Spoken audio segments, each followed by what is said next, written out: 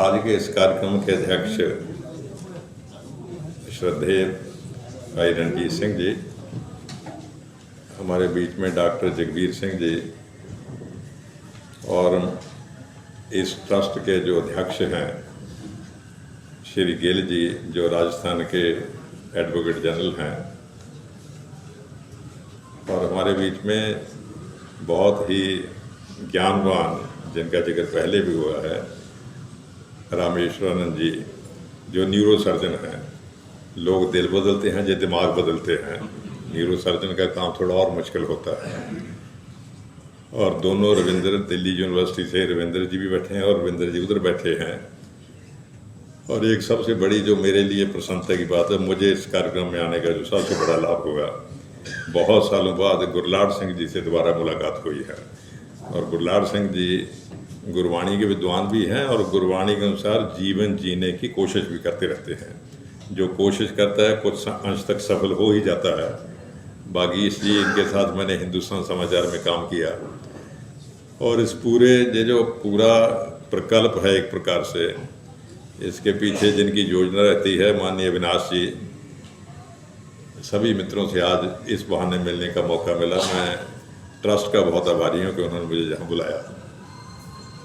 भाई मणि सिंह जी के बारे में मेरी रुचि जो है, क्योंकि मैं भी जैसे जगबीर जी ने कहा कि जब पंजाबी लिटरेचर के टीचर हैं और मैं हिंदी लिटरेचर का टीचर हूँ, तो हिस्ट्री का लिटरेचर वालों से ताल्लुक उतना ही होता है जितना होना चाहिए, क्योंकि नहीं तो लोग कहते भाई हमारे सब्जेक्ट में दखलंदाजी कर रहे हो। तो मेरी भाई मणि सिंह जी के बारे में जो रुचि हुई वो महाराष्ट्र में पैदा हुई। मैं एक बार महाराष्ट्र में गया था तो कुछ मित्र मिले। उन्होंने कहा कि हमारे यहाँ जब शादी होती है तो शादी के बाद पहली बार जो मत्था टेकने जाते हैं वो नांदेड़ साहब में गुरु गोविंद सिंह जी का जो गुरुद्वारा है वहाँ मत्था टेकने जाते हैं। तो मैं बड़ा हैरान कि महाराष्ट्र में तो वहाँ इतनी दूर मत्था टेकने क्यों जाते हो? उसका हमारी परंपरा है। तो फिर मुझे जिज्ञासा हुई कि जो शायद पंजाब से माइग्रेट होकर गए होंगे। मैं क्या आप लोग पंजाब से हो? नहीं, हम महाराष्ट्र के हैं, कुछ तो कर्नाटक के हैं। तो कर्नाटक वाले और महाराष्ट्र वाले नांदेड़ साहब में मत्था टेकने जाते हैं। तब ज़्यादा बातचीत करने से पता चला वो बंजारा समाज के लोग हैं। तो उन्होंने कहा हम बंजारा हैं और हमारे समाज का पंजाब की हिस्ट्री से बहुत ताल्लुक़ रहा है। तो फिर थोड़ी जैसे होता है टीचरों की रुचि रहती है कि भाई कुछ ना कुछ सीखने को मिल जाए। तो मैंने बंजारा समाज की स्टडी की। अभी डॉक्टर साहब ने कहा, रविंद्र जी ने, मक्खन शाह लवाना भी बंजारा थे और लखी शाह बंजारा, तो बंजारा लिखते ही थे। बंजारा समाज देश भर में घूमता रहता है, वाणिज्य करता है, बिजनेस करता है।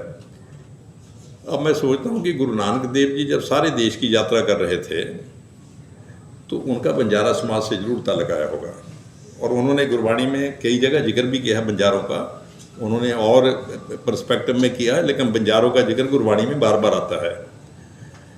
जब दशम गुरु ने आनंदपुर साहब में खालसा पंथ की स्थापना की तो मैं अपने व्याख्यानों में कई बार ये बात कहता रहता था कि पूरे देश को उन्होंने मैसेज भेजा कि इस डेट को आनंदपुर साहब में इकट्ठा होना है और ये मुगलों से इनसे कैसे करना है, इस पर विचार विमर्श होगा। धर्म और देश की रक्षा के लिए डिस्कशन करनी है, रास्ता निकालना है। तो मैं हैरान होता था कि पूरे देश में मैसेज गए कैसे, और मुगलों की सरकार हो और मैसेज चले जाएं। और लेकिन मैं बात तो करता था कि मैसेज गया, इसमें तो कुछ शक ही नहीं, मैसेज गए तभी लोग आए होंगे, नहीं तो आते कैसे। और नंबर 2, कोई पंजाब, हरियाणा, हिमाचल से तो आए नहीं थे, कोई महाराष्ट्र से आए थे, कर्नाटक से आए थे, जगन्नाथपुरी से आए थे। जगन्नाथपुरी मतलब उड़ीसा से आए थे, साउथ इंडिया से आए थे। कर्नाटक तो साउथ इंडिया में है। तो पूरे हिंदुस्तान में मैसेज आना, अब मुझे लगता है वो मैसेज बंजारा समाज के थ्रू ही गए होंगे, क्योंकि बंजारे सारे देश में घूमते रहते थे। बंजारे का मतलब ही होता है जो घूमता रहता है, घुमक्कड़ को बंजारा भी कहते हैं। तो उनका पूरा संपर्क गुरु नानक देव जी के वक्त से हो गया था, और 10वें गुरु के वक्त जब उसकी ज़रूरत पड़ी तो उन्होंने बंजारा समाज के थ्रू ही मैसेज दिए होंगे। तो ये बंजारा समाज की कंट्रीब्यूशन जो है, एक प्रकार से कहना चाहिए जो 10 गुरुओं की हिस्ट्री है, इस हिस्ट्री में बंजारा समाज की बहुत बड़ी कंट्रीब्यूशन है। लेकिन उसका जिक्र बंजारा है ऐसा तो आता था, लखी शाह बंजारा का नाम भी आता ही था, मक्खन शाह लवाना का नाम भी आता था। भाई मणि सिंह जी का जिक्र भी आता ही है, लेकिन भाई मणि सिंह जी का जो वंश परंपरा है उनकी कितनी कंट्रीब्यूशन इस हिस्ट्री में है। तो महाराष्ट्र में मुझे एक बंजारा समाज के लुबाना थे, उन्होंने किताब दी। उन्होंने कहा कि हमारी वंश परंपरा राजा भोज से शुरू होती है। राजा भोज तो भोपाल के उस साइड के थे। उस पीढ़ी में जो 33वीं पीढ़ी थी उसमें अभी शायद रविंद्र जी ने जिक्र किया, मूला बंजरावत थे और आगे उनका बेटा और आगे उनका बेटा और फिर माईदास के बेटे भाई मणि सिंह जी। लेकिन केवल बेटे इतना कहने से बात नहीं बनती। मणि सिंह जी की जो इनके पिता माईदास थे, इनकी एक बेटी मलूकी थी और वो काल अकबर के काल का है। आप महाराष्ट्र में जाइए, आपको वहाँ का हर बंजारा वो हिस्ट्री बता देगा कि अकबर ने मलूकी को अपनी पत्नी बनाना चाहा और बंजारा समाज बिड़ गया। बहुत पंगे हुए, बहुत लड़ाइयाँ हुई, अंत में अकबर को सभी के सामने कहना पड़ा जो मेरी बहन है। तो और दूसरी बात, इस पूरे संघर्ष में इस पूरे परिवार, जब वंश कह लीजिए, परिवार तो भाई जब वंश बढ़ता है फिर तो मामला जरूरत से ज़्यादा बढ़ जाता है। इस पूरे वंश के कितने लोगों ने बलिदान दिया। आप जिससे जो बंजारा परंपरा शुरू होती है, जहाँ कम से कम भाई मणि सिंह जी के परिवार की परंपरा शुरू होती है मूला से। भाई मणि सिंह जी के 10 बेटे थे, कोई 14 भी कहता है, कोई 10 कहता है, और इनके पिता के शायद 12 या 13 थे, तो 24-25 यही हो गए कुल मिलाकर, और लगभग सभी मुगलों से लड़ते हुए मारे गए। तो मुझे नहीं लगता हिस्ट्री में इतनी बड़ी संख्या में किसी एक परिवार, किसी एक वंश का बलिदान हुआ होगा। बंजारा समाज की ये जो कंट्रीब्यूशन है इसका जिक्र कम होता है। मुझे लगता है जैसे अभी शायद रविंद्र जी ने कहा कि हिस्ट्री जो है वो बैलेंस्ड होनी चाहिए। हिंदुस्तान की बदकिस्मती ये है कि हिंदुस्तान की जो हिस्ट्री लिखी गई है वो उन्होंने लिखी है जिन्होंने हिंदुस्तान पर राज किया है। तो जिसने राज किया भाई वो तो वही हिस्ट्री लिखेगा जो उसको सूट करती है। मुगल भी वही हिस्ट्री लिखेंगे, तुर्क भी वही हिस्ट्री लिखेंगे। ये यही कारण है कि आपको गुरु नानक देव जी से लेकर लगभग गुरु तेग बहादुर जी तक जो कंटेम्प्रेरी हिस्ट्री है हिंदुस्तान की, जो तुर्कों ने मुगलों ने लिखी है, उसमें कहीं एक आध बार गुरु नानक देव जी का या गुरु तेग बहादुर जी का जिक्र आता है। उसका कारण यही है कि जिनका राज्य था वो दूसरे का इतिहास क्यों लिखेंगे। उसके बाद अंग्रेजों ने हिस्ट्री लिखी, अंग्रेजों ने उस प्रकार की ले से उनको सूट करती थी। भाई मणि सिंह जी के मामले में मैं एक और बात ऐड करूँगा। हमारे जहाँ जो समाज की मुख्य परंपरा है वो यही है ना भाई कि पढ़ने लिखने का काम किसको करना चाहिए। थोड़ा मुश्किल काम है, पढ़ने लिखने का काम जो है वो ब्राह्मणों को दे दिया, आप पढ़ो। और लड़ने का काम किसको करना चाहिए, वो क्षत्रिय है, भाई आप लड़ो। यदि कहते वो भाई साहब पढ़ लें तब भी कोई नुकसान है, नहीं आपका पढ़ने का काम नहीं, आप लड़ो। और ये बिजनेस का काम किसको करना चाहिए, ये भाई साहब वैश्य समाज है। और वैश्य समाज तो ये सिल्क रूट जो चलता है, सेंट्रल एशिया तक बिजनेस करते थे।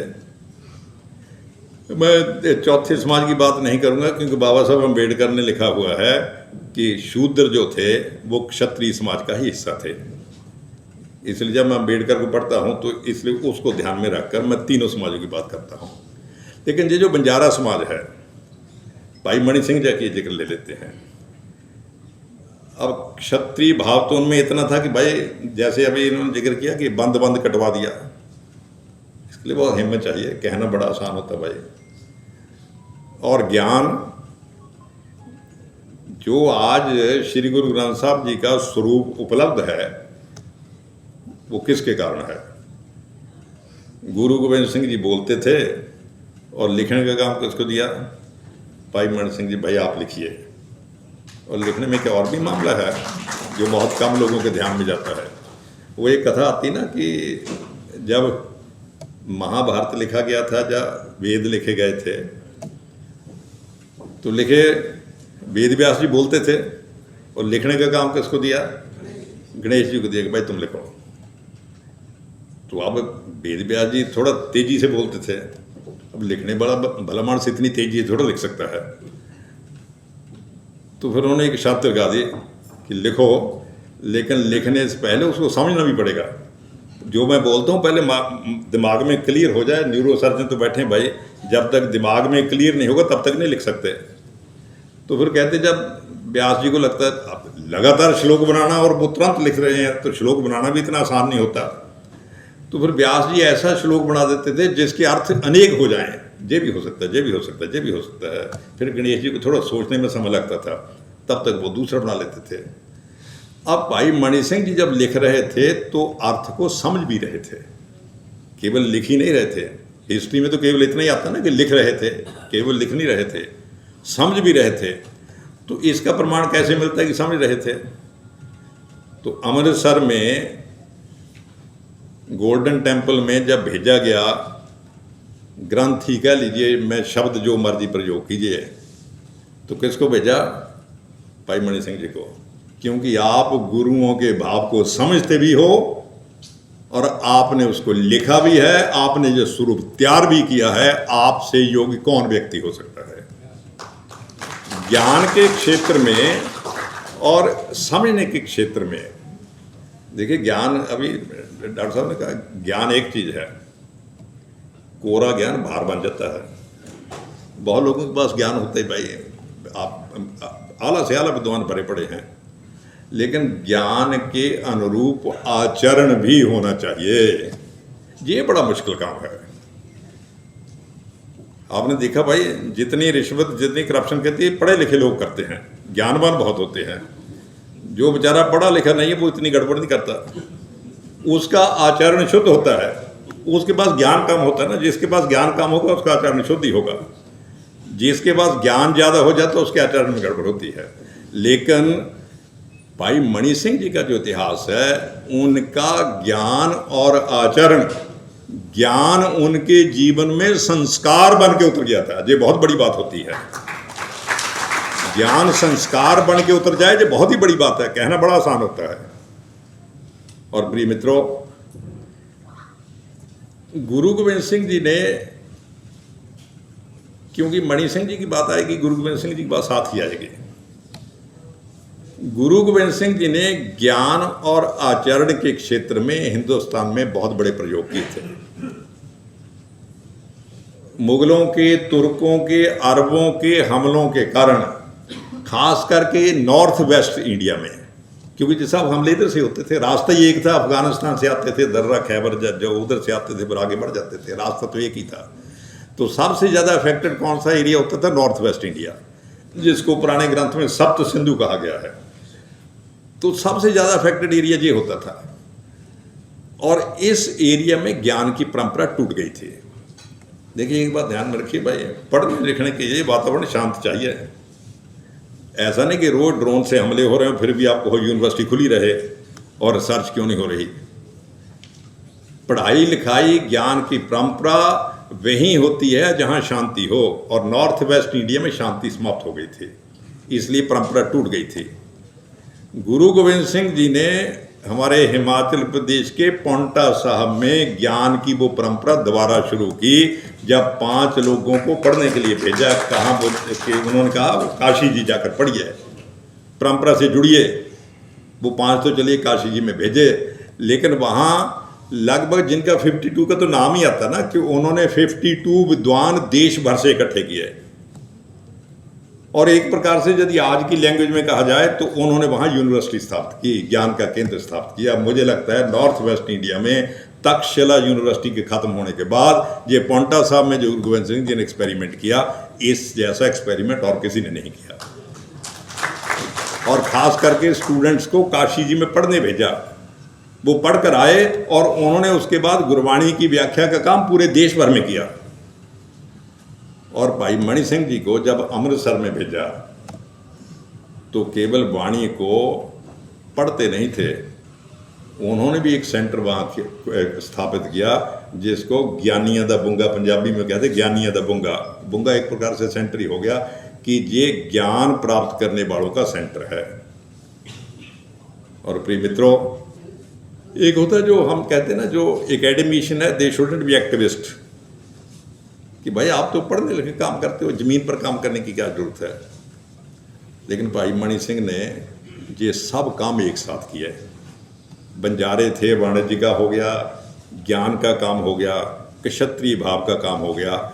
जो हमारा पहला सिस्टम था कि एक के जिम्मे एक काम है, संकट काल में उस सभी का एक प्रकार से इंटीग्रेशन कर दी, जो बहुत ज़्यादा जरूरी थी।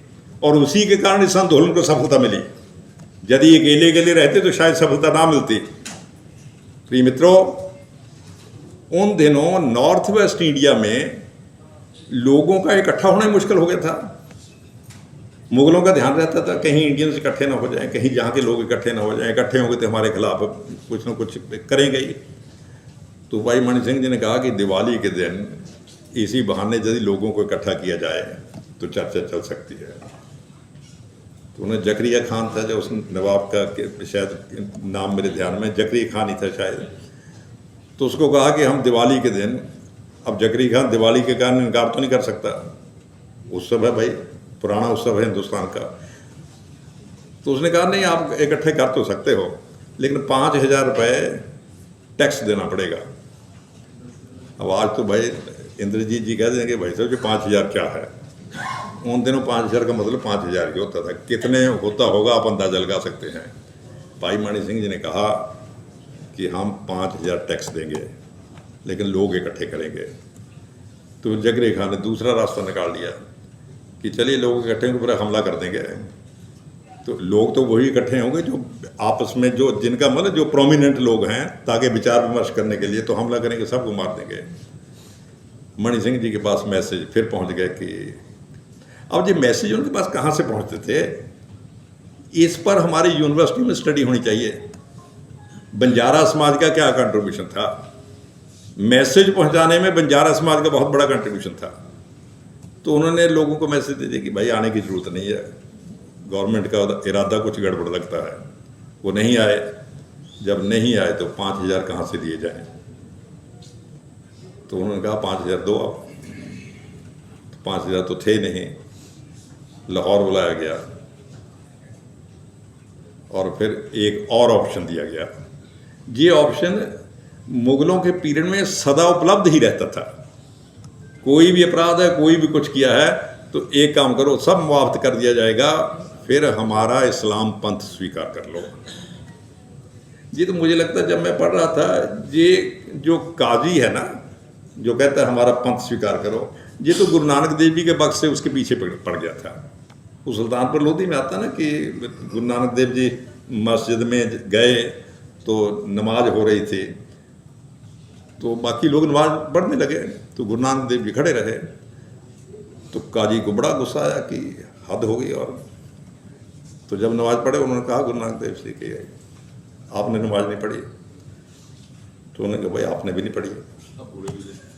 तो यदि आप पढ़ते मैं पढ़ देता। तो उसने कहा मैंने तो पढ़ी है, लेकिन गुरु नानक जी ने बताया तुम्हारा मन कहीं और घूम रहा था। तो फिर उन्होंने कहा चलो मैंने नहीं पढ़ी, ये नवाब ने तो पढ़ी है। तो उसने कहा इसने भी नहीं पढ़ी, ये कहीं इधर उधर घोड़े खरीद रहा था, जो क्या कर रहा था, कोई घोड़े खरीद रहा था, किसी के घोड़ा होने वाला था, कुछ इस प्रकार का। ये काजी जो गुरु नानक देव जी के वक्त पीछे पड़ गया, इस काजी ने अंत तक पीछा नहीं छोड़ा। गुरु अर्जन देव जी के पीछे भी काजी लगा हुआ है, गुरु तेग बहादुर जी के पीछे भी काजी लगा हुआ है, गुरु गोविंद सिंह जी के भी पीछे काजी लगा हुआ है, 4 साहबजादों के पीछे काजी लगा हुआ है, भाई मणि सिंह जी के भी पीछे काजी लगा, इस्लाम को स्वीकार कर लो। And he refused. और उसका जो दंड हो सकता था वो उन्होंने भुगता। और मैं इसलिए कह रहा हूँ कि हिस्ट्री में अब देश आज़ाद है, हिस्ट्री को संतुलित करना चाहिए। जो कंट्रीब्यूशन है, एक लास्ट बात कह के भाई मैं अपनी बात खत्म कर दूंगा। बार बार धर्म युद्ध की बात आई है, और शायद डॉक्टर जगबीर सिंह ने तो थोड़ा स्पष्ट भी किया है। धर्म की जितनी अच्छी परिभाषा गुरु गोविंद सिंह जी ने दी है उदाहरण से, उतनी शायद कहीं उपलब्ध न हो। बड़े ग्रंथों में तो होगी, लेकिन पढ़ना पड़ता है, बहुत लंबा चौड़ा पढ़ो तब बात पकड़ में आती है। ये कथा आती ना कि लड़ाई हो रही थी, मुगलों की सेना लड़ रही थी और इधर गुरु गोविंद सिंह जी की सेना भी लड़ रही थी। और भाई कन्हैया जी पानी पिलाने का काम कर रहे थे। अब रणभूमि में मुगल भी बेचारा गिरता है मरकर या घायल होकर, तो गुरु गोविंद सिंह जी का शिष्य भी गिरता है, तो कन्हैया जी दोनों को पानी पिला रहे हैं, चाहे वो प्यासा है चाहे वो प्यासा है। तो नेचुरली भाई जो लड़ रहे हैं उन्होंने जाकर शिकायत करनी थी कि आपने हमें तो काम दिया, इनको मारो, और हम इतनी मेहनत से जिंदगी हथेली पर प्राण लेकर मार रहे हैं, और इसको आपने जो कहा ये सभी को पानी पड़ा रहा है। तो कहते गुरु जी ने दोनों को बुला लिया भाई कि उनको कहा कि भाई ये आपके चार्जेस हैं कि ये आरोप हैं, इसका जवाब दो। उसने कहा मुझे तो साहब आपका ही रूप दिखाई देते हैं। तो गुरु जी ने फिर उनको मल्लम भी शायद दे दी कि पानी तो पिलाया करो, यदि जख्म हो तो मल्लम भी लगा दिया करो। अब ये जो कन्हैया कर रहा है, कन्हैया भी गुरु जी का है, और जो मार रहा है वो भी गुरु जी का है, जो बचा रहा है वो भी गुरु जी का है, जो मार रहा है वो भी गुरु जी का है। तो एट ए टाइम उसी वक्त गुरु जी ने दो लोगों को अलग अलग काम क्यों दिए हुए हैं? उसका काम कारण है भाई, जो सैनिक है उसका धर्म मारना है, जो डॉक्टर है उसका धर्म बचाना है।